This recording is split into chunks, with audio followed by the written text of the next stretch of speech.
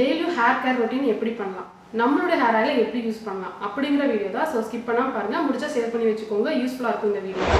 அதாவது நம்மளுடைய hair oil நீங்கள் எவ்வளோ யூஸ் பண்ணணும் அப்படின்னா, ஃபஸ்ட்டு ஸ்டார்டிங்கில் 200 ml வாங்கி ட்ரை பண்ணி பாருங்கள். அதுலேயே நீங்கள் வந்து ரிசல்ட்ஸ் பார்க்க ஸ்டார்ட் பண்ணிக்கலாம். பேபி ஹேர் க்ரோ ஆகுது, டேண்ட்ரஃப் ப்ராப்ளம், ஹேர் வளரல, முடி கொட்டிகிட்டே இருக்குது, எல்லாத்துக்குமே நல்லா சப்போர்ட் பண்ணுங்கள். முக்கியமாக ஒயிட் ஹேருக்குமே நல்லா சப்போர்ட் பண்ணும்.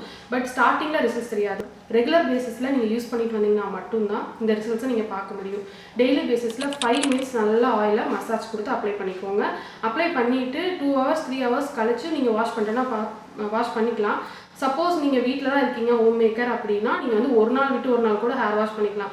இல்லை எனக்கு ஆயிலி ஹேரோட இருக்க பிடிக்கல அப்படின்னா நீங்கள் என்ன பண்ணலாம், ஒரு நாள் விட்டு ஒரு நாள் வாஷ் பண்ணிக்கலாம், இல்லை டே பை டே கூட ஹேர் வாஷ் பண்ணிக்கலாம்.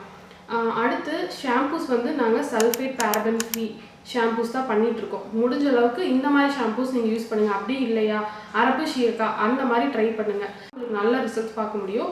வாரத்தில் அட்லீஸ்ட் 4 to 5 நாள் ஹேர் ஆயில் வைங்க. இன்னும் ஹேர் கேர் டிப்ஸ்க்கு நம்மளுடைய பேஜை ஃபாலோ பண்ணிக்கோங்க. தேங்க்யூ.